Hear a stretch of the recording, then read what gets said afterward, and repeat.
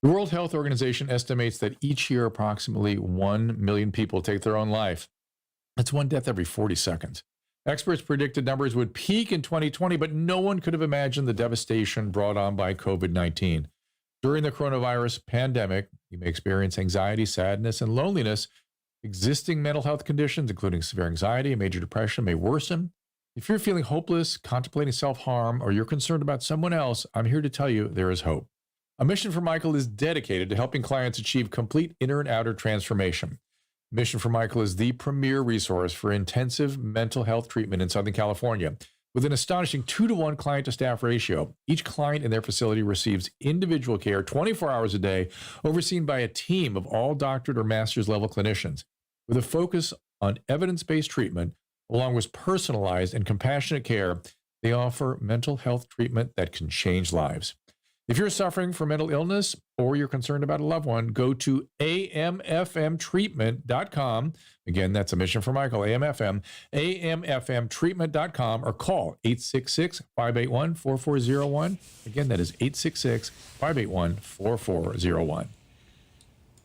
Hey, everyone. It's a dose of Dr. Drew. It is. We have a very special guest. I've asked to return Dr. Kelly Victory. There you are. Welcome back. Is it sufficient to just say ER and public health specialist? Exactly. Totally sufficient. Fair enough. I've usually given the details out, but today I'm just going to give you that because I'm not going to hold you too long. Just a couple things I wanted to get into, and I really appreciate you coming back.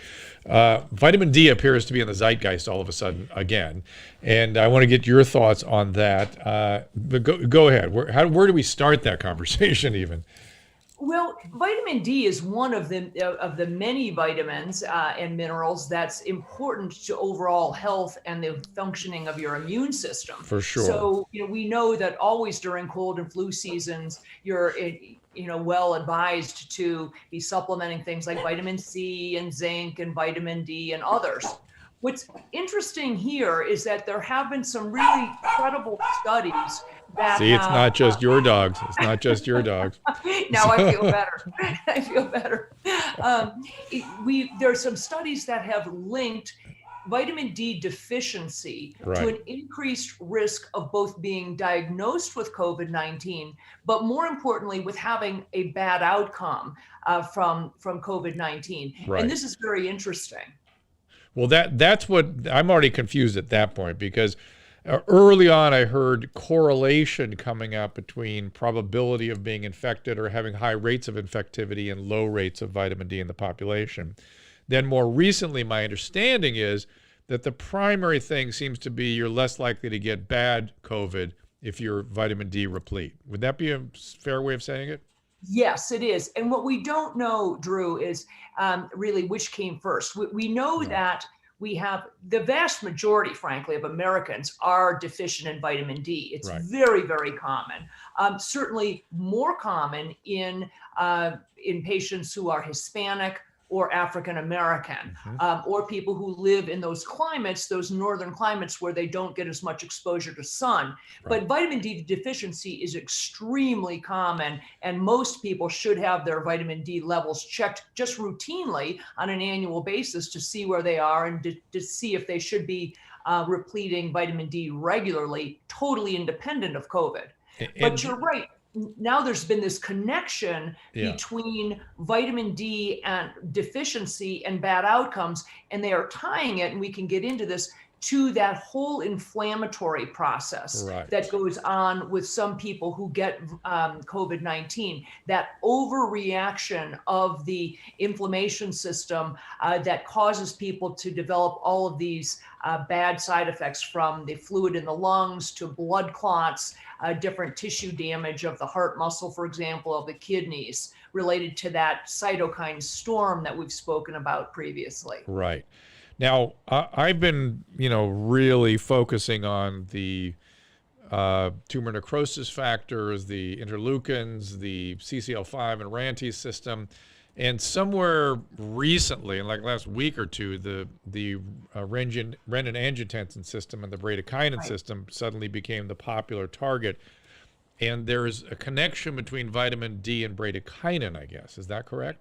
Yes, and bradykinin is one of those things that modulates some of the inflammation processes that happen. Right. So if we can control, bradykinins is one of the cytokines that causes this inflammation. And inflammation isn't always bad, but it sure as heck is bad when it spins out of control, because it causes that cascade of things, including clotting of blood where it shouldn't clot, different damage to cells that cause, in the heart muscle, for example, people hear reports of myocarditis, inflammation of heart cells.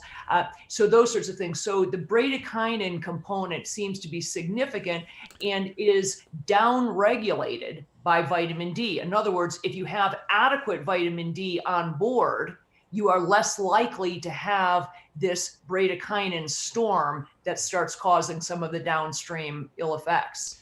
Right. And even if it's not bradykinin that's the primary mechanism, it's again another piece of evidence that the vitamin D, where we think it's doing something. Yes. And will we all agree that everyone should probably take 5,000 units of vitamin D right now?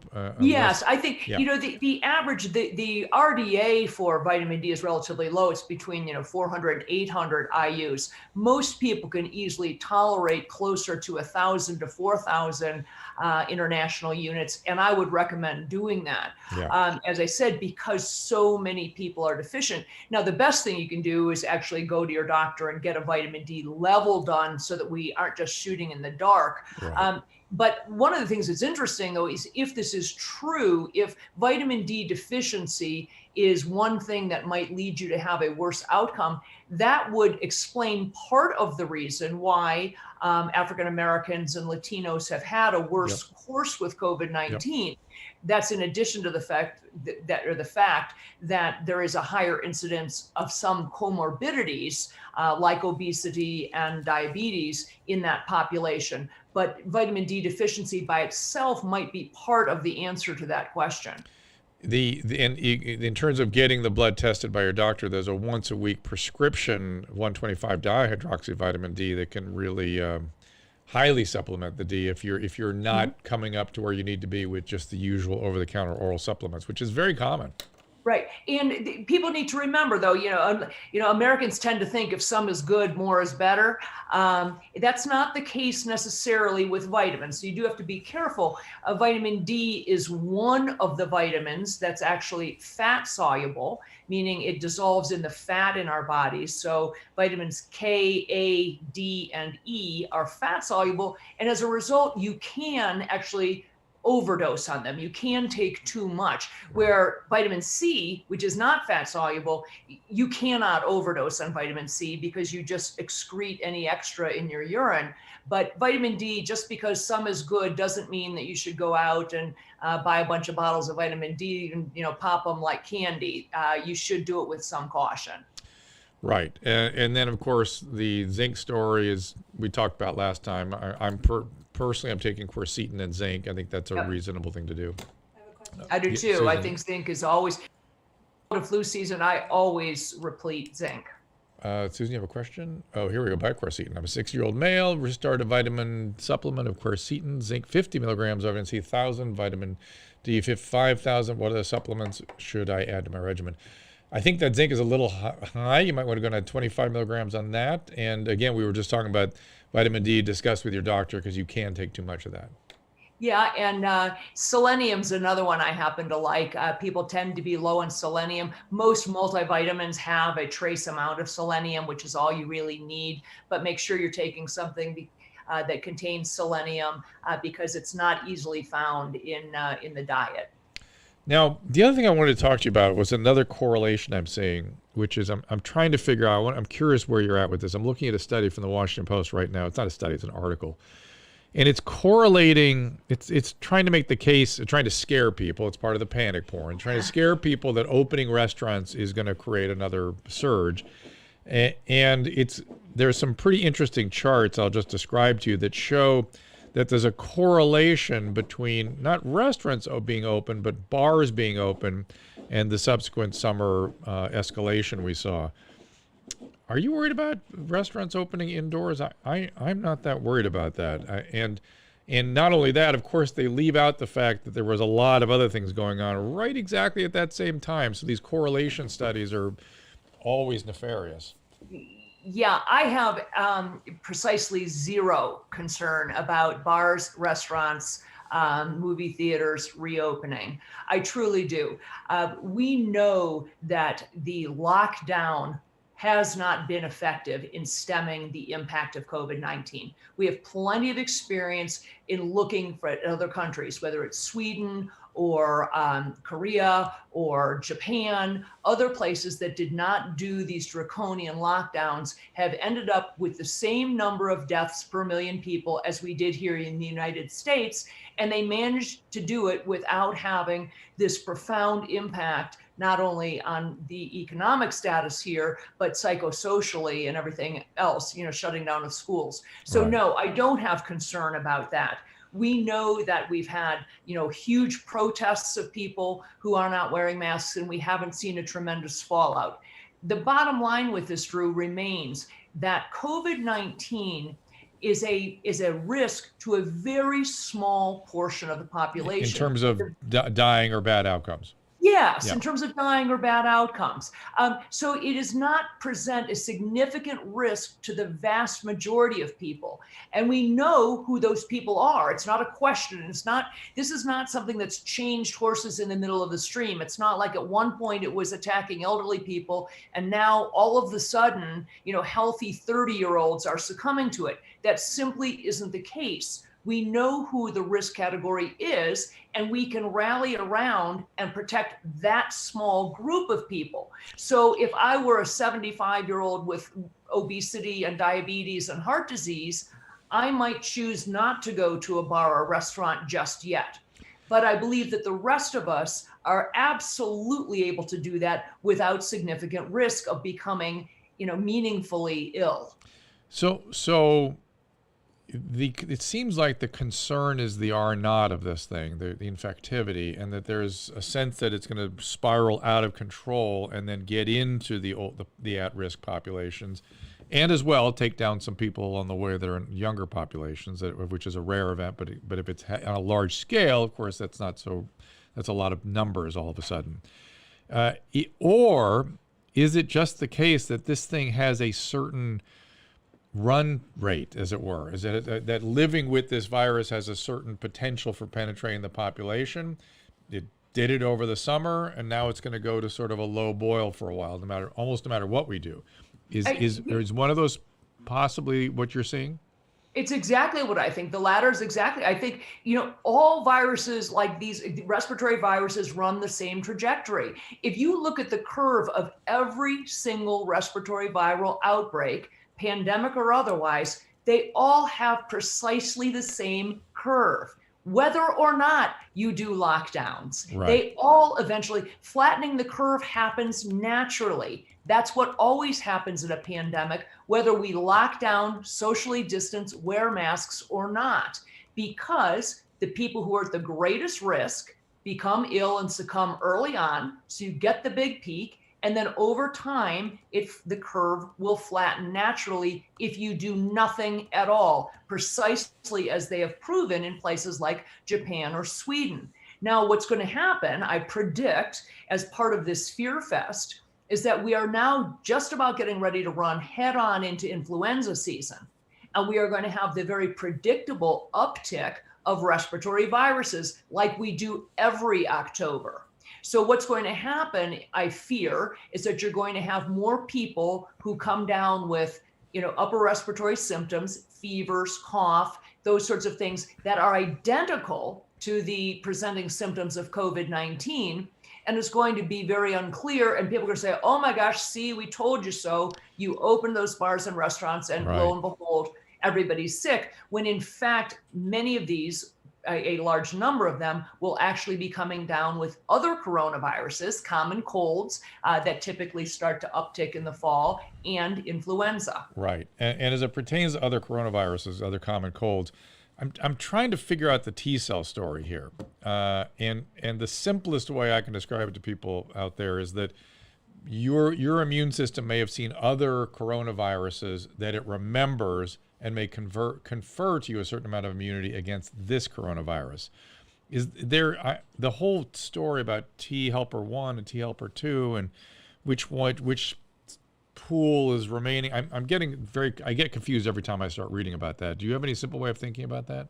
Well, the way I think about it in general is just that T cells are the very first line of defense, and that they happen way before your immune system ever gets around to forming antibodies. The very first line of defense are those T cells. Yeah. It appears with COVID-19, and frankly, with a lot of coronaviruses, that people simply fend them off without ever developing antibodies. Right. It's likely why children don't ever become significantly ill with COVID-19 and don't develop antibodies, because their T cells are so darn good at simply wiping the virus out on the front side before they ever get to that point. Right. So they don't have antibodies, but they haven't needed them because they can eliminate it.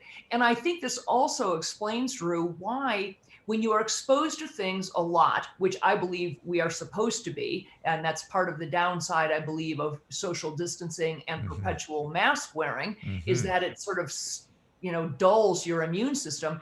You may recall, I'm sure your experience was the same as most people in medicine, that in those early years, in your early clinical years, you got sick constantly because you're constantly being exposed to people with lots of different viruses and colds, and you get sick all the time. And then over years, over the first year or two, all of a sudden that doesn't happen anymore. Your average pediatrician who sees 50 or 60 or 70 patients on a weekly basis, kids in their office, doesn't come down with a lot of stuff because their T cells are just really, jazzed up, for lack of a better term. They're on the ready. They should do a limited study on pediatricians, see if they have any added T cell immunity exactly. against coronavirus. Because I just think because their immune systems are just primed and ready to fight off these viruses when they come along. Well, it's going to be interesting. It seems like the next couple months of this thing, I mean, I guess we'll have a vaccine pretty soon, but it will kind of tell us, it will answer that question of, is moving about, is going to restaurants really a risk or not? We actually should know within a few weeks, at least in some states, right? Yeah, with regard, by the way, to the vaccine, the issue with the vaccine, or one of the issues, in my estimation, is that it hasn't been tested well enough to know, assuming it causes you, the host, to create antibodies to COVID-19, we have no idea yet how long those antibodies are likely to stick around. So say it turns out that you do in fact develop antibodies to this vaccine, but they only stick around for 3 months or 6 months. Does that mean that then I assume that we'll need people to be vaccinated every 3 months or 6 months? Which becomes a bit absurd. So I think it's too early to say whether or not a vaccine, if they're actually able to get one over the finish line, if they do, whether or not that will be really meaningful in stemming the spread of this if the antibodies aren't prolonged. And most of the vaccines I've been reading about, the real response doesn't occur until they get the second vaccine. And I'm not sure how much time is between the first and the second, which is kind of interesting. Yeah, generally somewhere between 30 and 90 days. That's what they're studying. Yeah. And you're right. It's meant to be a 1-2 punch so far with the COVID-19 vaccines. Now, Chris is asking, is vitamin D referenced in the recent 76 patient study something that can be considered legit? There's lots of legit studies on vitamin D, lots of them. They're correlation studies and what appear to be, I wouldn't call them gold standards, but decent studies on the relationship with vitamin D and some mechanisms of action that have been suggested. So it's a story that's still being played out, but I wouldn't assume it's going to prevent infection. I think that's a mistake to think about it that way. Okay. I agree. I don't think it'll prevent it, but I'd say there's zero downside in my viewpoint of actually, taking some vitamin D supplements, particularly because so many people are deficient. And Susan, don't you have a mask question up there? Oh yeah. And also, I'm worried about the mask and flu, because flu is hand transmitted, and if we're putting our hands up on our face, that's going to add to the flu transmission. from Twitter. And this is another question. I'll let Dr. Victory answer this one. Teen daughter gets cold sores on her mouth since starting school and having one. She has more. Is that spreading from the mask wearing all day? She's miserable. It also makes me wonder whether it's really not a virus, but impetigo, which really would spread all over the place. And we are seeing so much of that. Of impetigo? Of impetigo. We're seeing a tremendous amount of what I would fall under the general topic of mask dermatitis, meaning rashes or infections around the nose and mouth. The most common one is impetigo, which is commonly a strep bacterial infection, which normally you would never see in adults. It's primarily in young children, but we're seeing it now because that mask, number one, it keeps a moist, wet, warm environment, which is perfect for the spread of bacteria. Number two, people touch their noses and mouths much more commonly. And you start to do what I fear is happening if this child that was referenced in the question, in fact, has a cold sore, which is generally viral, sometimes herpetic, sometimes other viruses, but you can auto-inoculate. In other words, you spread it from one spot to the next. You can spread it to your eye. You can spread it to elsewhere on your body. And because people are wearing masks all the time, and number one, they tend to drink less, people are becoming sort of chronically dehydrated during this masking. Nobody's applying lip balm the way they normally do. So people's lips are cracked. They become very dry, and it's easy then to auto-inoculate. In other words, take virus that's over here and spread it to a crack in your lip over here. And so there is an element of auto-inoculation that's happening with some of these viruses and bacteria. Right, makes perfect sense. And then again, I think we were both saying that our hands, this is why people were saying there was a sort of a consensus against masks to begin with, because we were all reared on the idea that our hands are our primary transmitter of viruses. This one happens to be primarily droplet driven. You were tweeting yesterday about droplets. What was that about? I was. Well, people unfortunately say, well, there's no way a mask could work because the virus is teeny tiny and the pores in the masks are bigger than that. So they're saying they believe that the reason masks don't work is because of the size of the virus. Masks don't work, but not for that reason. Masks don't work because the virus isn't just flying through the air by itself.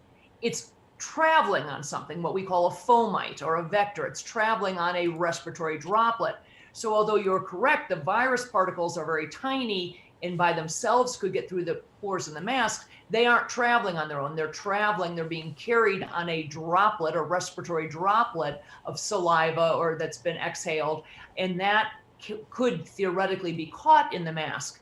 The issue is that the masks they're not designed for that. We tend to breathe around the sides of the mask. You'll notice these masks are not tight. They're not respirators. They are simply meant to keep me from inadvertently spitting or coughing into a wound, or to keep me from being splashed in the face as a physician, being splashed with blood or other bodily fluids.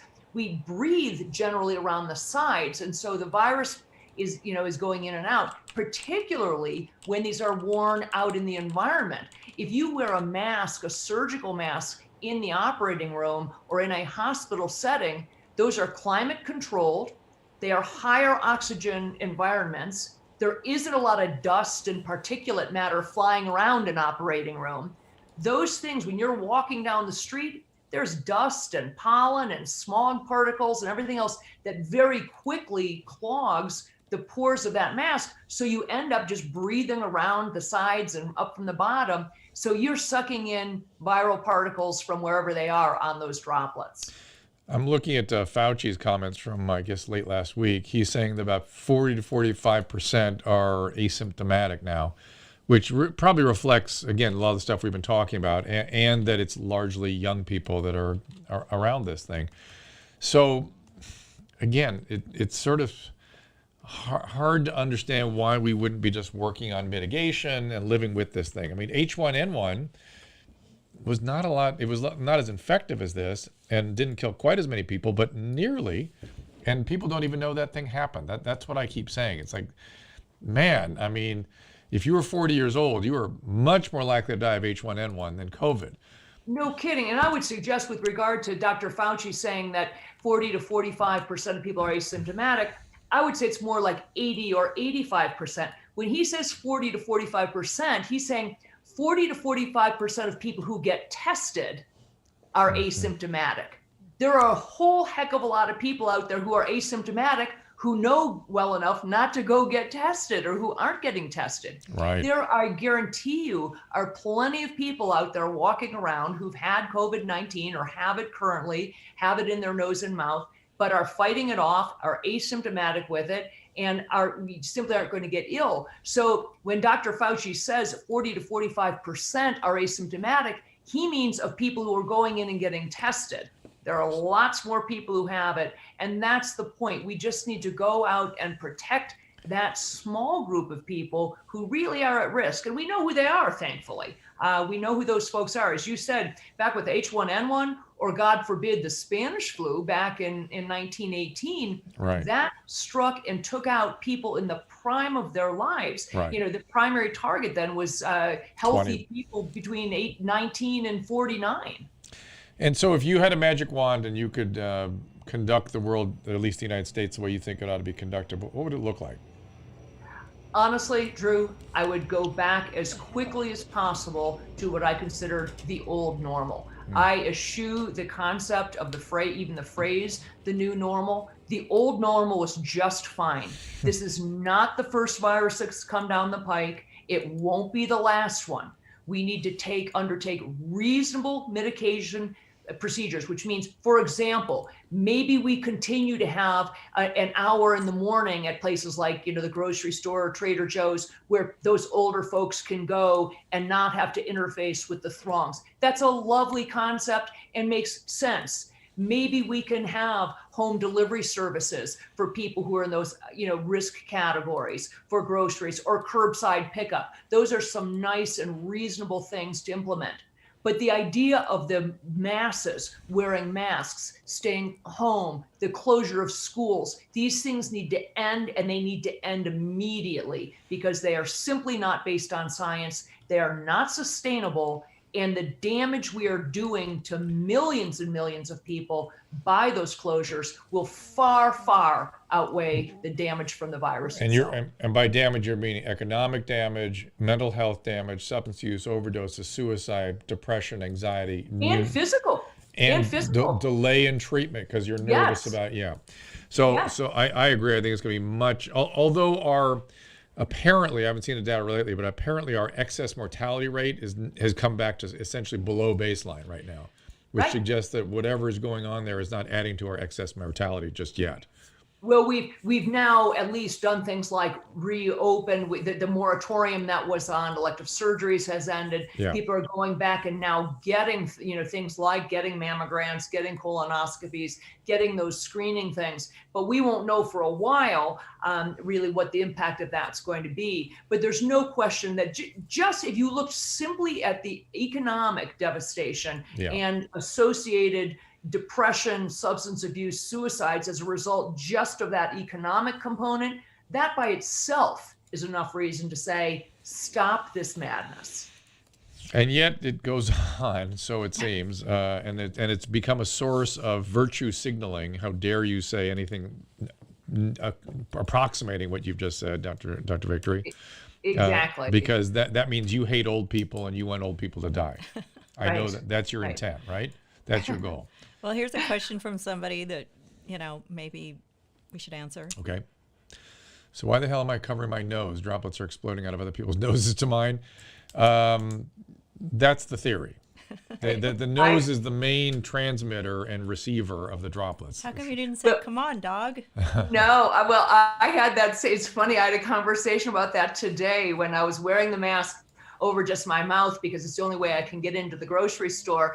And someone said to me, please, over your nose. And I thought, for Lord, I am not blowing my nose on you. The risk to having my nose uncovered is to me, not to you. The risk of having my mouth uncovered, you could claim, is to you, not to me. But it is silliness to try to cover your nose and think that you are protecting somebody else, unless you are somehow blowing your, out your nose. Sneezing, maybe. Something like that.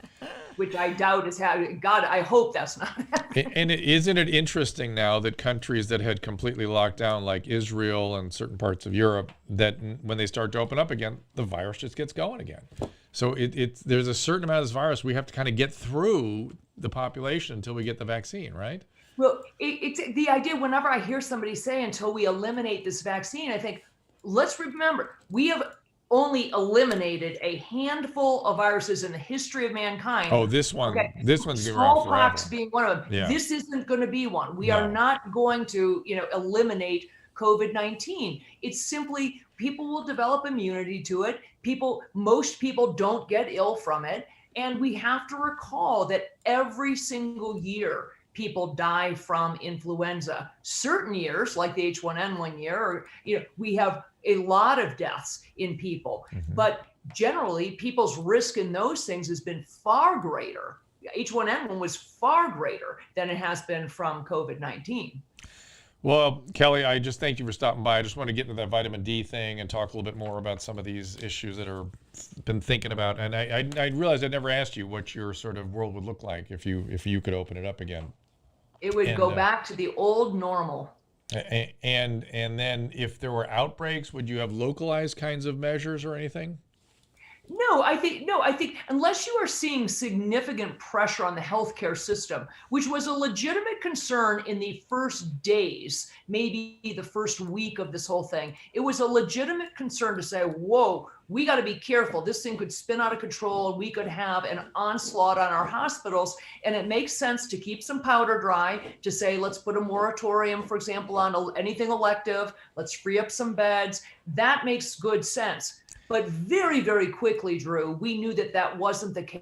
So Right. Unless you are seeing the kind of outbreak that is causing unbelievable pressure on your healthcare system, and you really are not able to spread that out amongst other community hospitals, then no, I don't believe in a shutdown. I don't believe in, masks simply are not indicated. You can wear them to virtue signal, but the science is simply not behind it. And this idea of social distancing, as I've said, again, that is not a construct that's been tested or tried in public health. I have a library full of books on public health, epidemiology, and virology, and the term social distancing does not appear in any of them. And so your opinion is the surge we had this summer was the result of all the congregations, the large congregations, and then it just ran its course. And the surge was also related to random testing of asymptomatic people. If a bunch of asymptomatic people, for all we know, we've had a pandemic, quote unquote, of influenza every year.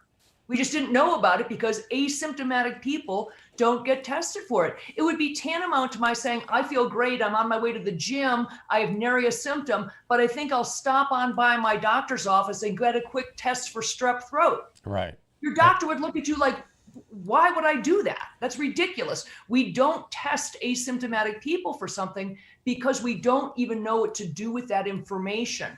Yet with COVID-19, we have tested hand over fist millions of people and then used those, quote, positive cases to drive healthcare policy or public health policy, and that is patently absurd. Right. We have not, a case could be an asymptomatic carrier. It could be just a piece of viral RNA that's not even related to just happened to be on the nasal surface of that individual. Correct. Which is going to be around forever. It's going to be around forever that way. And that's why I believe we've seen the quote uptick, because an arm just came into the picture. Hold on, Susan. I got one last comment, then I'll let Dr. Minter go.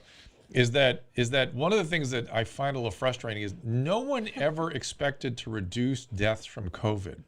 If you remember, the original intent was to prevent the healthcare system from being overwhelmed, so we didn't have excess deaths from people not being able to get healthcare.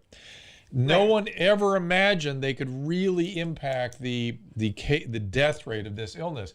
And the thinking that you can is probably a fool's errand. So in places where they stomped it down, it's going to come right back again. Am I right about that? Yes, the virus itself is going to come back Fortunately, we actually have discovered, we have, gotten better at our way of treating this. We absolutely know more about how to help people and how Right. early we need to treat people. Yes.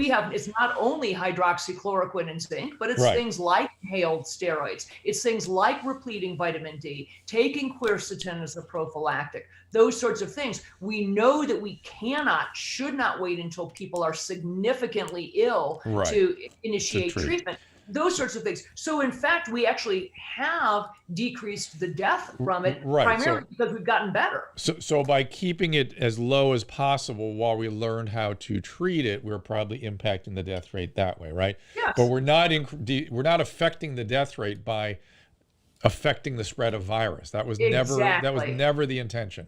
Right. I think people get very confused about that. No one states that. Just think back to the very beginning. Flatten the curve, flatten the curve, flatten the curve. Not reduce cases or eliminate deaths. Flatten the curve. And that is a specific goal, because that's the only goal we could achieve, which we did. We did it rather readily. All right. We did it a long time ago. Today marks the week 27 of 2 weeks to flatten the curve. Yeah, right. It's very funny. Dr. Kelly, people are asking if you practice. I do. I do. I don't have a hospital-based trauma and emergency medicine practice any longer. I teach. I spend a lot of my time teaching on mass casualty response, preparedness and response, and I teach a course on leadership in times of crisis. But I still see patients 2 or 3 days a week. And let me ask a couple questions from the thread here. Laura says, "You were still that I am a big proponent of masks. I still am, but Dr. Victory is drilling holes in my. I have no problem wearing a mask. So I'm going to keep doing. It's one of these no harm, no fouls thing for me. So I'm going to keep doing it. And I respect that. I respect anybody's. This is how we move things forward. And then somebody, let me get this. Wait, there was somebody had a really good question. So he's asking it this way, and I don't think I think you would reframe the question, but he says, "What is Dr. Kelly's bottom line method to kill corona?" You mean if you're infected with it, or? Well, or I think that's the point. Is it's not a viable question. We can't kill coronavirus. It's going to be around with us forever, even when we're vaccinated. It's going to be around. If someone became ill with it, if the question was, what would you do if you got coronavirus and all of a sudden had a fever of 102 and started to develop some upper respiratory, I would take hydroxychloroquine, zinc, and azithromycin.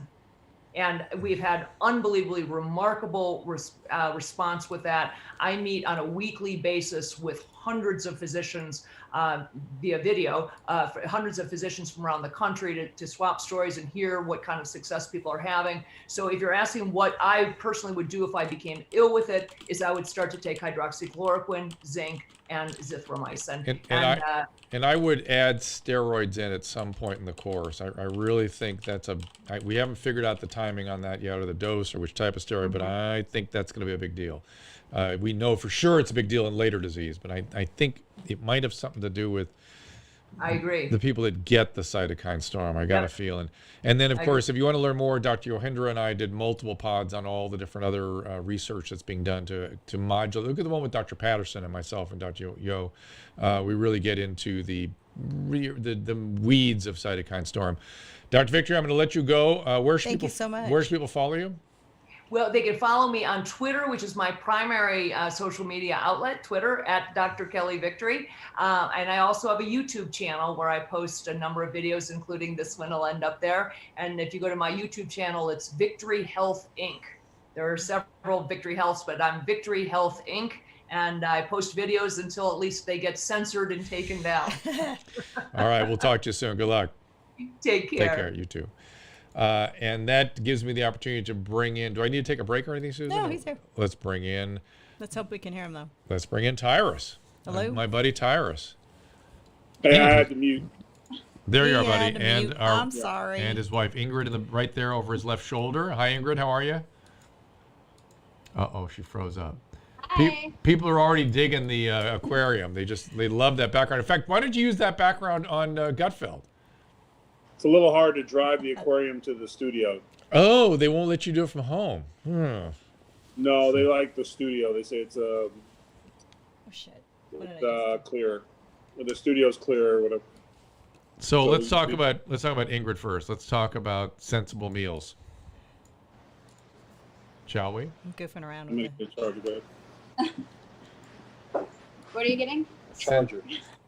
Oh, we want to talk about Just quickly, I'm going to give you a meal. chance to talk about your business. Yeah, absolutely. Well, obviously we're in the middle of a pandemic and this is our second hurricane in the last month. And so 2020 has been quite a year for small businesses, but we're still trucking along. We actually launched Elite Selections today. We've always forced people to eat our pre-chosen menu, and we still very much believe in that. But we have a lot of people who want to use us for maintenance after they lose weight or just convenience. And especially now, not wanting to go to the grocery as much, to have $5, $6 meals delivered to your door. And so with Elite Selections, you can pick your meals. They're a little bit more pricey, but they're a little bit more gourmet than just the basic weight loss meals. Oh, nice. Is the storm interfering with your ability to deliver stuff, or maybe just for No, it definitely is. We're lucky that neither storm is hitting us directly. However, they're only like an hour each way. And so it messes up our FedEx hubs. It messes up our employees. We take a big hit and acts of God, whether it's a pandemic or a hurricane, aren't really fair to small businesses. So luckily, like I said, we're still trucking along and making it work, but it's definitely been a year. Wow. And is Tyrus in within sight there? Where'd he go? He just walk away from us? He went Yeah, to get. we have a hurricane coming, so we've been working the entire day to charge his phone. So crazy. This is the second time. So has Tyrus been sticking to the meals? Pretty much, yeah. We definitely both hit a rough patch. I think at the beginning of COVID, we did great because we're like, it's going to end. We're going to come out of this super fit and better people. And then you get to the middle of it and you get burnt out. And I think we all just start drinking every day, eating bad. There's nothing to do. So it's like you barbecue and drink, right? Yeah. Yes, it is. I'm with ya. It is crisis. It is called crisis fatigue. Tyrus, can you dig me? Crisis fatigue. You have it? Yeah, crisis fatigue, life fatigue, whatever you want to call it. It's definitely real. Yeah. We have fires, so we can't go outside either. Yeah, we have fires instead of It's not hurricanes. as bad as a hurricane. But we also have a California government that decided it doesn't need to govern, so off we go. It's really something to behold what's going on. It's getting worse. They just passed a law yesterday where you don't have to register it as a sex offender if you're within 10 years of the child you molest. Oh, great. So if you're, Wait, what? I swear to God, 10 years? 10 years. You had to just take it off YouTube. I have to go in and change that. Let me get the. now. I took what off YouTube? I have to go to YouTube and tell him to please not censor us now because you said that. Oh, really? Just because of that? No, it's okay. It's okay. I want you to talk about it. But you don't have to register as a sex offender if you're within 10 years of the age of the child whose life you ruined. So if I'm 20, down to age 14. Down to 14, Tyrus. You got to be 24. oh, well, I didn't know that's a horse of a different color. Completely Well, different, of course. right? Completely different. Yeah, well, that's a change of the ballgame. They're 14, so I don't get it. I think the last thing, maybe 2 years, maybe a year, I'd be okay with that.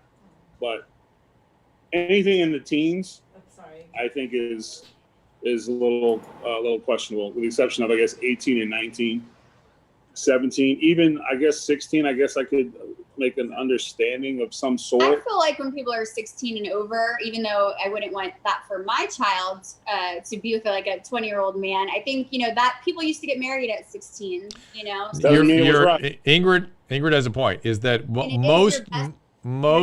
this is a truth. The truth is that most child development specialists will point at 16 and go, definitely 16 and under, destructive, but not as clear as you get above 16.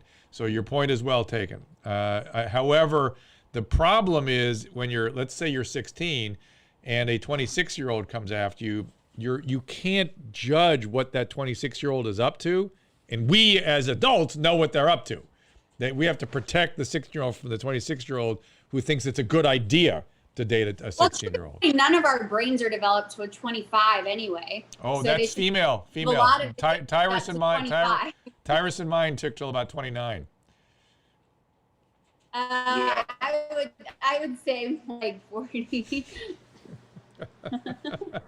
Your brain development? Whose side are you on? Mine. Exactly. Oh my God. I also like to argue, like, back in the day when that fashionable, people were a lot hardened.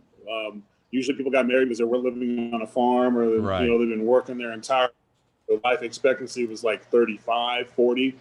So they didn't have enough time, So whenever I hear people say, "Oh, hey, well, they did get married back, in the day like that," yeah, it was also a lot of things they did back in the day, Right. That's right. We have learned that these things are can be quite destructive to people. Though we are set up to get married and have children and stuff younger. There is a scientific argument to that. I mean, I had my first child at 20, so as you get older, it's a lot harder, obviously, to have children. It's a different thing. I completely agree with you. Tyrus, what do you make of the Joe Rogan offer to have a 4-hour debate with the presidential candidates? Again, we're just getting into a place of just ridiculousness. It's hard enough to get good, straight up journalists to mandate or maintain order or unbiasedness in a debate these days. Depends on what network there is, whether it's a left network or a right network. I don't think Joe Rogan would do any worse of a job, but I would just be curious in the level of questions. I don't think it's really going to be talking about who benches more, who's got a better overhand right, right, who can smoke or weed. So, but at this point, America's mind's already made up. Everyone pretty much knows who they're going to vote for.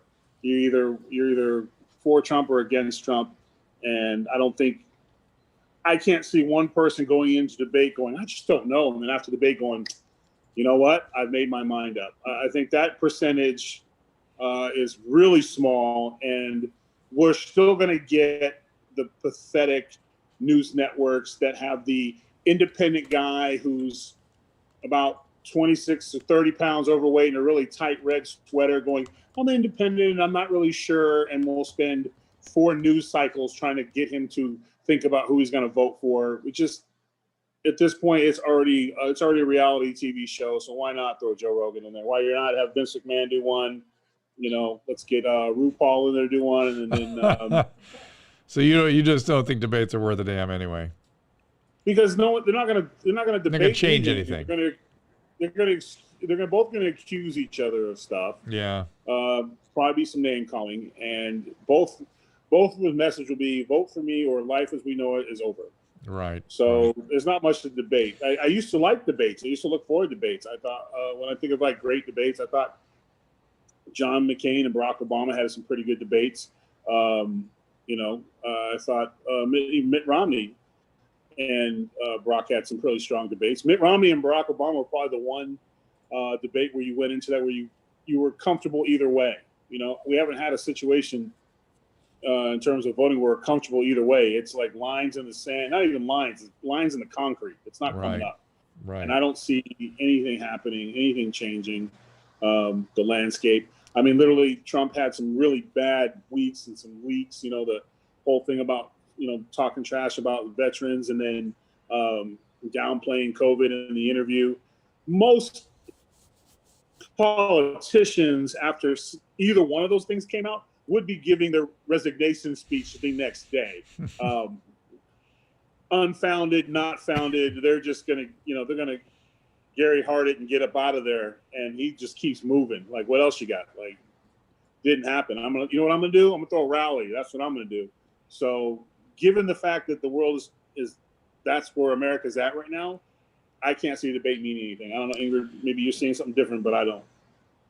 I don't know. What I took out of that is I have to be a lot more careful of what I say, because I know I tell people I'm going to kill them all the time, and they don't really mean it. It's just a figure of speech. And so it's definitely makes you more mindful of what you say and when you say it, because people are always listening. And Tyrus, I was anxious to get your take on what happened here in Compton in Los Angeles, where a couple officers were shot in the head. I just don't know what to make. I mean, I can make something superficial out of it, but I don't know really what to do with it. You know? Well, because I've been dealing with the hurricane, what I missed. So a couple of officers were sitting in their car, and somebody snuck up on them, jumped up, shot them both in the head.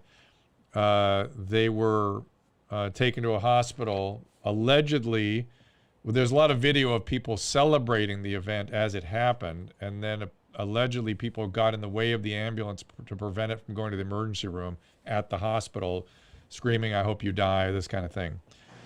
I just don't know what to do with that level of those feelings. Aggression. Well, I don't see how that the lead story everywhere. Say it again. I lost you. Everyone involved in that should be held accountable. I said everyone. Well, I'm sure it's I going said to happen. everyone involved. I'm sure that will should happen. be But arrested. yeah, but I think there will be. Well, the people that were out in the streets are not going to be. But I'm certainly the perpetrator will come to some sort of something. But literally everyone that was saw in that video, that's ambulance. Everything. Damn, this didn't happen. It's a tough subject. Everyone that was involved, I saw that video. Everyone on that video, the prosecutor, every person blocking that ambulance, I would have charged them with it. You know, but again, we can't have that. That doesn't. But That goes beyond the pale. But that's the way that the community feels there locally, and it's an expression of something that I feel like we got to deal with, and I get overwhelmed when I think about it. We have a culture, and I grew up in California, and I get it. The hatred and the fear of the police is real, and it is in a lot of cases warranted. You know, there was, literally the most dangerous gang in LA for a long time, if you listen to the street, was the Rampart District. You know, there's enough urban legend street ties to them, the assassination of Biggie Smalls and Tupac. And those are just celebrities. It was literally people lived in fear of the LAPD. People lived in fear of the sheriff's department. I remember they used to say these were sheriffs, by the way. These were sheriffs in this case. Yeah. And I was growing up, we were basically heard all the time, sheriffs drive one in the car so they don't have conflicting stories. You know, we just those feelings and those beliefs it's become a cultural generation to generation, unfortunately, you know, for the last 200 years. Literally what it's been like in those neighborhoods dealing with the police. So when they see the bad guy go down, you know, they cheer. And that's really where we're at. And on the same side, when they shoot and don't ask questions, it's because they're dealing with that. They hate us, we hate them. We don't want to be around them. They don't want to be around us, but we have to come in and arrest you because we know you're doing something, you know, and it's a culture of hate. There's no other way to explain it. It's just, and I don't know how to fix it. I really don't. If you were a leader or you had a magic wand, how would you, was there something you could put in place to help with it or to fix, you know, to improve things?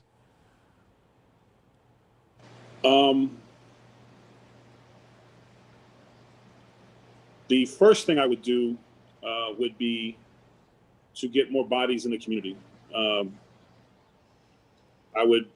There'd be more police in the community. I would bring back the officers on beat patrols. I would bring back officers in the street. I would bring back officers in my school. I would start hiring from the neighborhoods. I would start approaching the neighborhoods and start to get their feedback, make them a part of it, have them do the drive-bys with the cops, have them set up neighborhood watch programs. I would really work to try to bring at least see the line that is willing to work with the police department if they see effort. because we have to change this. You can't clean up a neighborhood if one of yours is, if there's a homicide in your neighborhood and the detective's like, what'd you see? Nothing. Right. If the culture is snitches get stitches and fuck the police, nothing good's going to come from that. So it has to come from both sides. You got to get leaders in the neighborhood to change the way we have to police our own neighborhoods, and that starts with ourselves. And I mean, the communicating, current, work with the police. the LA, not the sheriff so much, but the city is defunding the police. And then they're asking for no police by the communities, and they have sent over what funds they have to social workers who are going to be, I mean, not effective at this stage of the game. They've got to, the kinds of treatments that they could use are way, way earlier, although they should be social workers along with the cops to help them with when there are mental health issues. But I don't know. You're right that we need leaders that really engage actively. It's going to take something on both sides to give. A lot of times because I'm close to this, because I grew up in LA, and I can myself get biased, and I'm always kind of raising my eyebrow whenever I hear any kind of police brutality because I grew up seeing it. So a lot of times I talk with like a different perspective. Like my wife grew up in Louisiana in a lot different situation where they had better relationships with police. We had better race relations in general.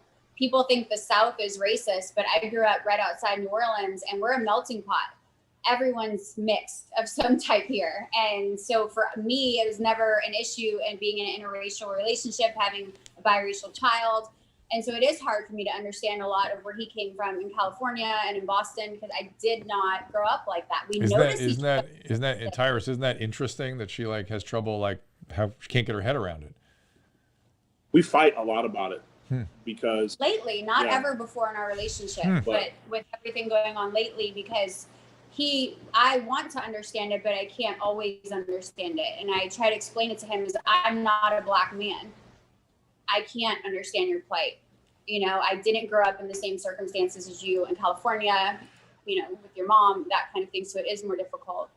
I struggle when I see these things because I have a platform, and I always think I'm not doing enough and then it eats at me because you should know this is something no one ever talks about. So I like talking about things no one talks about, but several of my African American friends have brought up the idea of guilt, either for having succeeded and left others behind, or for having a platform and not doing enough. I hear that a lot. Because, and I talked about the other day, because we live in a society that has winners and losers. We are a society where everyone has a dream, right? And you got to get your dream, and oftentimes you got to step on necks to get there. And when the Black community, we start with no legacy, and what I mean by that is everyone pretty much started from ground zero. You know, the family started in poverty. You know, they're released from slavery, basically on your own, you don't have anything. Then they can't get a job. Then they start to kind of get things going. Then Jim Crow comes involved. It kind of takes away everything again. So there's a legacy of you got to get yours first. And then you get, instead of building up the neighborhood, when I was a kid, we talked about, man, I'm going to do this and I'm going to move to Beverly Hills. I'm going to have the biggest house there, the house on this and that. You never talked about, like, I'm going to come back, I'm going to build the biggest house in my neighborhood. And then I'm going to open up some laundry mats, and then I'm going to open up a school, because unfortunately, we don't have the same sense of connection sometimes as other groups do. Like you have the Asian community, they build their community kind of within, you know what I'm saying? Like they have their own town, Chinatown, like things like that. We don't have necessarily those type of things, or even that type of mindset, because when you live in a society like ours, which is about money and making profits, usually it's the groups on the lower end that are on the losing spectrum. So when you get out, you don't look back, and then you get to your point where you're successful, and then you see your old neighborhood, and there's like, man, could I have done more? But then it's like you're only one man, you know. And but to be fair, I mean, that's a lot of immigrants engage in a similar kind of moving on, moving out, and they don't carry that much guilt about it. They either stay in their communities and continue to build there, or they move on out. And I don't hear them expressing guilt about moving away. Because there's a unity, like to this day, doesn't matter where I am. I'll be walking through an airport, and if I see another brother and we're in the same direction, it's always a hi. It's a head nod, it's a recognition of each other. I see you, you see me. There's a bond there, but it's just so warped because it just we don't seem to be able to come together as a community, but we always seem to individual achievement. And then when one of us does come together, when you look at assassinations and stuff like that, it's usually by one of our own. Not Martin Luther King. The white guy might have wrote the check for it, but the brother had no problem doing it. And we're our own worst enemies sometimes in terms of unity in our communities, and it's very frustrating because you're dealing with that. And at the same time, you're also dealing with whenever things happen, you always hear like, well, what did the brother do? Well, Betty was a criminal. And that drives you crazy because those aren't the same things they're asked when a white person does that. They shoot somebody up. Like, what was wrong with him? Did he have a mental problem? Yeah, must have had a mental problem. Brother's always is a criminal. White guy's always had, he had Tourette's or he had some shit. You know what I'm saying? Like, that's the really frustrating part about this. I think it's also hard for you to speak up, and you do have a great voice, because oftentimes I think in different communities, if you don't have the exact same opinion, you're looked at as against them, and that's not it at all. It's just that people have varying opinions, no matter what your race is or your sex or your economic status at the time. Like, you can have different opinions but not be completely opposing their views either, or their enemy. Yeah, I also don't act like I'm not responsible, that there's not responsibility on both sides. Nobody wants to hear that now. Everybody wants to say it's the other guy's fault, but I always talk about what we could be doing in our communities better. The police, the issues with bad cops, it's horrible. It's life changing when you go through that experience. When you're laying on the ground and you have what they call the asphalt tattoo on your face because you got pock marks on your face because your face was down on the ground so long. There was some cops standing on your back, checking your wallet and basically making jokes and shit. It's the worst feeling in the world. I've been there, and it changes you. You spend the rest of your life, every time a siren fires up, you look over your shoulder. Now, I've had great relationships with police officers, and I have friends who are police officers. And when I have questions, I have people that I can talk to. But there's still always going to be a party. And she'll tell you when we're driving somewhere and sirens kick on, my whole demeanor changes. I go right into survival mode. And I remember the one time we got pulled over together, she thought it was bullshit that we got pulled over.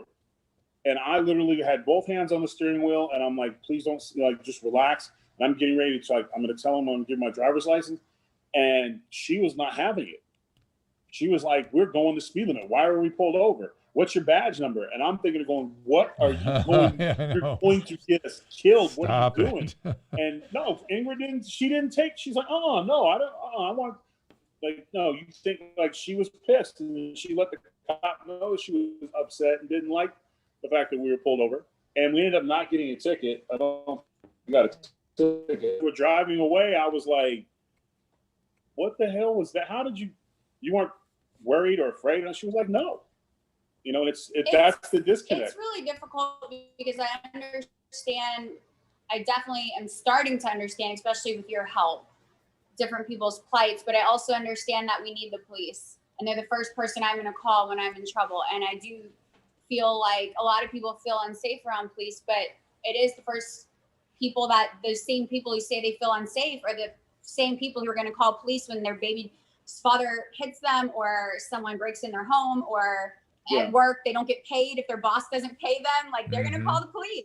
I mean, so they have a purpose, and we can't just get rid of the police completely and make them feel unsafe. And like, they're not going to go home to their families, or we're going to have no police left. And then the military comes in, and that's definitely not going to be good for anyone. Yeah, I'm the last person to want to be in a neighborhood without police officers, because we are the worst to each other, and police officers deal with the worst of humanity. They're dealing with stuff that if you had to see it every day, the average person would have to check themselves in, because you're dealing with rape, abuse, I mean,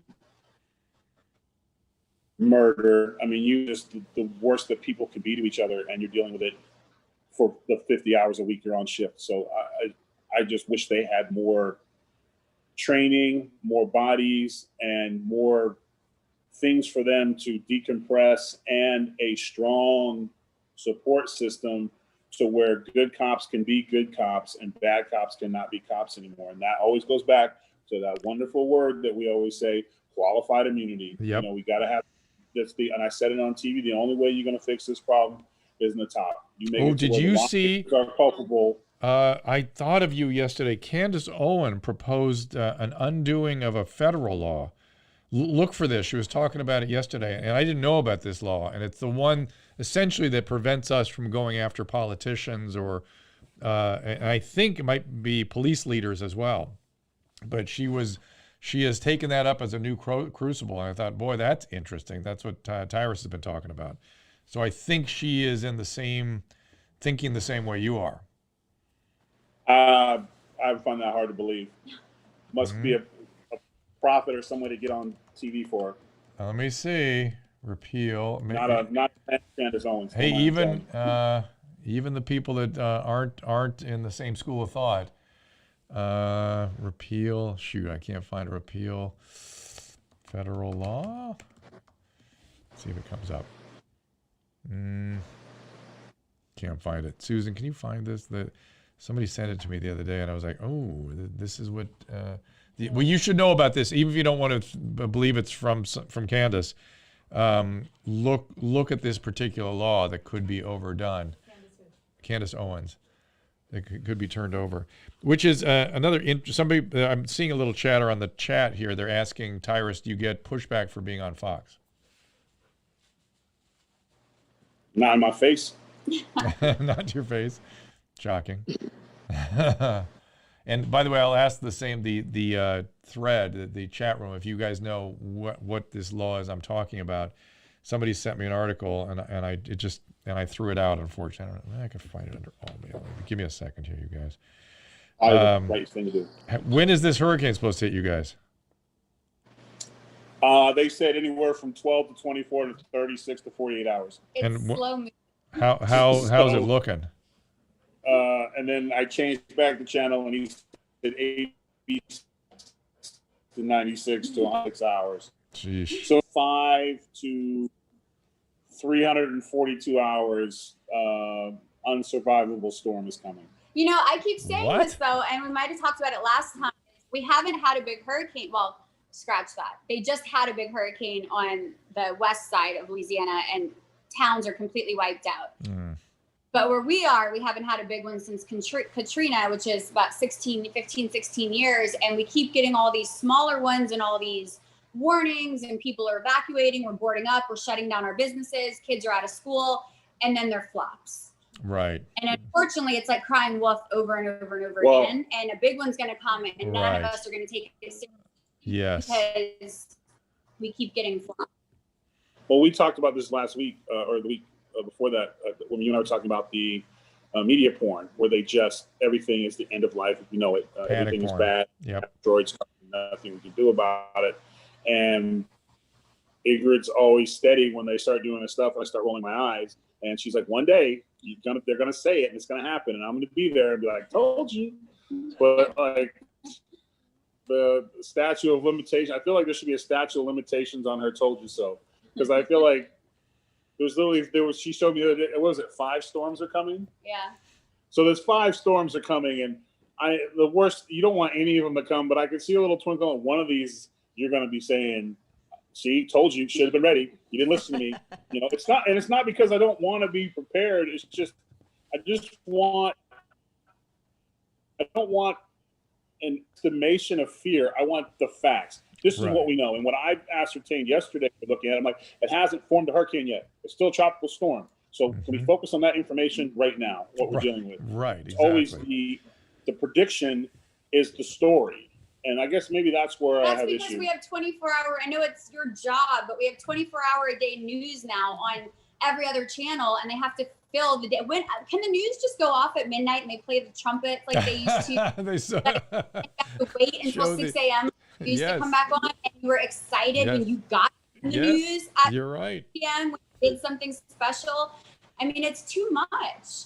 I remember the flag would come on and they'd play the national anthem and that'd be it. You'd see and you'd see a flyby of the Thunderbirds, and that'd be Yeah. then a It's then a 12 test o'clock, signal. drop.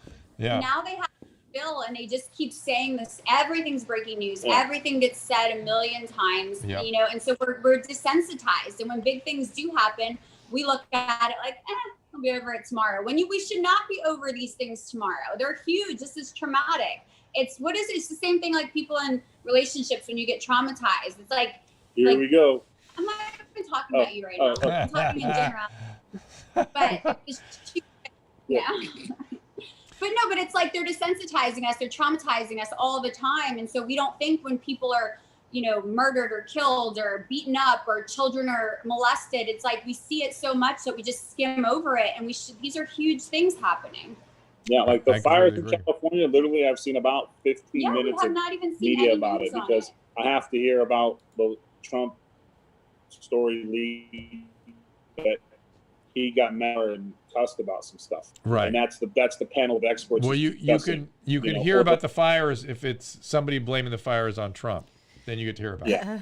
It's very weird. It's a very weird time. And by the way, social media does the same thing. It's the cable news. Have you seen that Netflix series, The Social Dilemma, yet? This documentary about social media and what it's doing to us. But there's this one that there's apparently one about young girls. And so what is annoying me is that, yes, I agree Netflix needs to take it off, but I agree with what everyone's saying just based on their judgments. But why do they keep sharing video clips and pictures of the exact thing that they want taken down? It's just, you're showing it to freaks out there and you're perpetuating it and you're putting it out in the atmosphere more. Like, you know, you don't always have to, because everyone wants to have that excitement of that thrill of like putting it out So there. so you're talking about the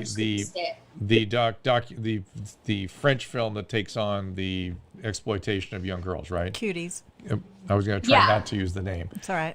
You guys have already talked about police and right. And my point with it is exactly yours, Ingrid, which is it's not it's not just that they made a film to make a point. It's that they're making 9-year-old girls do these things in these films that is just outrageous. It's just beyond. Well, and people don't like it, keep sharing it and talking about it and sharing it. And I'm like, you're the one sharing the images and putting it out there. Stop. I won't even look at it. Yeah, it's bad. Yeah. So, Tyrus, I texted you the bill I thought Candace Owen was. All I could find on Candace It turned out it's a different. Owen was that she got censored on Twitter. Yeah. Oh, shocking. It's a different bill than I thought. It's actually one to allow public figures to sue for slander. So that's not such a bad thing either. But somehow in my head it went down to something else. It was self-serving. Crazy. Boy, what was I thinking, Dr. Drew? Well, she got censored on Twitter this is why I like you so much, is because your heart is always in the right place when it comes with people. Oh. Literally, you would rather think that someone's trying to change the world and protect people, or rather than trying to find a way to make a buck when somebody disses them. So, you know what? Thank you. You know what? I don't have those out often, I Dr. agree. Drew, but you know what? If I was your teacher, yes, you failed the test, but E for effort. A big heart. big E. That's really funny. You can clean the eraser. You can erase the chalkboard after school. Yes. That's really funny. Chalkboard, kids, those who out there don't know, Google it. Back in the day when we wrote our dinosaurs in school, our teacher used chalk and wrote on this really green board. It was rather amazing. Then she could erase it and write it again. It was and then the erasers Check it out. would get full of chalk dust, and someone would have to take them outside and bang them together. And it was a rather unpleasant thing. Which led to LeBron James warm up today. After he would spell a word correctly on the board, he would put them together and be like, it was like a celebration. Boom. So it all works. It all comes together. Well, anything else, guys, before I let you go back to preparing for this storm, whether it's a hurricane I'm or so glad it passed by today. Oh, is it gone? That's it? It's over? It's coming on Wednesday, actually. Oh, yeah, Wednesday. That's right. I already told you from 5 to 24 to 36 to 48 to 56 to 55, 78, 98 to 116 hours from now at any time. And listen, cataclysmic, non-survivable storm is possibly maybe not quite 100%. I hope people come away from exactly us making fun of this to understanding why predicting COVID is such a moving target. It's like predicting weather, predicting the behavior of a virus, and also things like climate change, which are also equally as complex kinds of phenomena that models never get right. They always get wrong, but we still try to understand as best we can with math and models and things that help us try to understand what's going on. But when you ever hear anybody say things for sure, like it's going to be a Category 5 hurricane by 5 o'clock tonight, mostly disregard unless there's really good evidence. It comes down to one thing, like my coach always said: anyone can talk about it until it's time to play the game, and we won't know. We just have to be prepared, but we won't know what we're gonna get until we get hit with it. And I like being it. over paranoid makes it harder to deal with stuff, because people make bad decisions when they're panicking. Correct. Panic. That's why you're prepared, so you don't. Yeah, we're prepared. We're prepared. Panic is the enemy, I guys. think they Take were, us home, Ingrid. the last time, when Katrina hit, it was like a lot of people didn't leave because they didn't believe it, and then they And also they were a little they equivocated a little bit on how bad it was going to be, and there's going to be Katrina, unless my history is wrong, I think it had been a good 50 years since New Orleans had a bad hurricane. My mom, and dad tell me about, I think it was Betty, when they were growing up and they had to be evacuated out of their attics, and a lot of people died that they knew, as children. Wow. Families died. So when Katrina happened, they had gone through 50 years of crying wolf. It was just not that bad. And so, I was here, I had 2 small babies and had 8 feet of water in our home, lost everything. My parents lost everything. And we left at the last minute. We left the day before, Wow. grabbed a few books of the kids, grabbed a weekend bag of clothes. It really turned bad until right at the last moment. Crazy. Susan, anything from your front before I let these guys go? We're good. I'm so glad you guys came today. I was a me little too. concerned. We didn't know if you were going to come in, so we had to make sure that Susan was like, "There's a storm coming at them. They can't make it. It's coming any second." Where can people get sensible Just meals? within the 5 to 100 hours. Right, I get it. for all those people out there who are health nicks and they need to get in shape, check out Sensible Meals. At Sensible Meals, yeah. Yeah, you can find us at eatsensiblemeals.com. We have weight loss options. We just launched our maintenance options, and so you have different choices. And you have a favorite meal this week. It's a new one. Oh, the Big Mac Burger Bowl, Yeah. phenomenal. Wow. I was mad at it too. I only had 2. Really good. It was really good. Nice. It made me feel like I was eating a guilty pleasure. Wow, Nice. great. Oh, That is I cool. wish I was one of those people that worked out really hard and got in shape during this thing, but I happened to go in the opposite direction. You're good. You're good. You're thinking about it. You're in that contemplative phase. You're heading Do you towards want the. me to? For Oh, you, boy. you Well, feel. that's our time. Well, you know what? I wanted to work out today, but I got busy with some other stuff. I No, had to put out some fires. you've always are better, as am I. If you for you it's the Peloton. For me it's the I know. downstairs. I really It's- wanted to do it. I'm like Tyrus. I have to lift No, heavy but I need like a metal. new routine, like a sensible meal to get myself going and back on track. And again, any word on getting back in the green room at Gutfeld? They said that they are starting to explore the idea, maybe next, not this month, the month after next, Like depending October? on. Great. Yeah, they started saying they're going to hold everything off till like December, and then things are flattening out and things are looking good. But now the winter predictions are coming, and they're afraid of going back for 2 weeks and then shutting down Shutting it again down. Right. because we're going to deal with influenza and COVID. We have And this Teen Mom particularly too. cold winter coming. So. Hopefully, Teen Mom's reunions will pick up again too. We're dying to find out what's happening with the Teen Moms. Oh yeah, we got to get that going. Really, you don't know what's happening? Bad decision, fight. Bad decision, fight. Bad decision, another fight, some crying, another fight. Another baby? I haven't watched. Moving I haven't out. followed all the Teen Moms. Any new but I will babies? really like. I think her name's Chelsea. Yeah, Chelsea. She's done so well for herself. Yes, she has. She's got, see her A pop up. literal Hauska, right? diamond, a diamond in the rough. No, And her dad is a Yeah. dentist his dad is a dentist that we have on the stream once in a while. Yeah. And he does- Oh, her dad follows me. Yeah. Randy Licious. Randy Licious. Randalicious, yeah. Randy could use some. Flowers grow from the dirt. So, you know. All right, you guys, take care through the storm. Stay in touch, and we'll see you probably in a week or so. Okay. Bye. Thank you, guys. God bless you. Bye. And everybody else, I will be back in here tomorrow. We have Alex Michelson in here, my co-host from Fox 11 News. He's very excited to come on in. So we'll. Is he?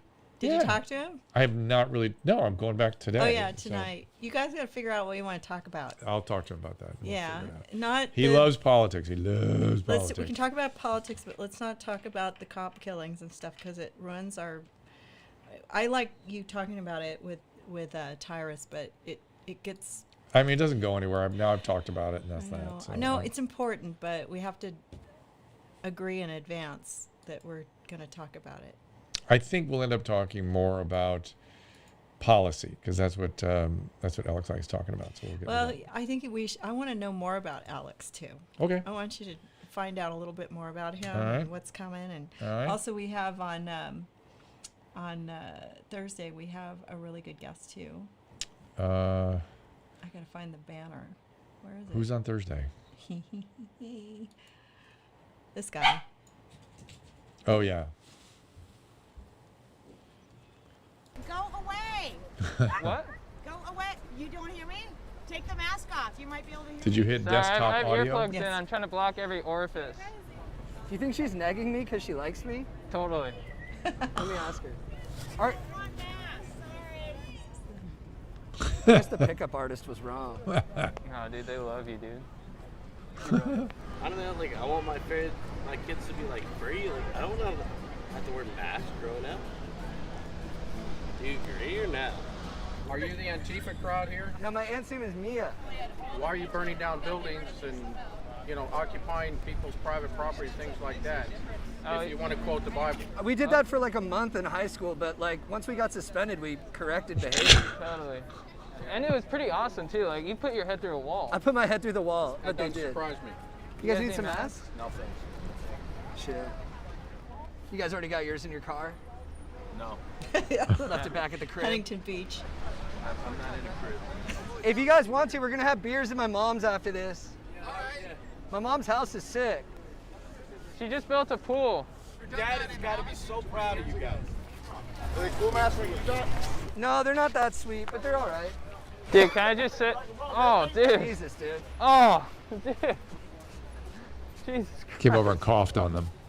That was so unchill. That was a real bummer. So and chill.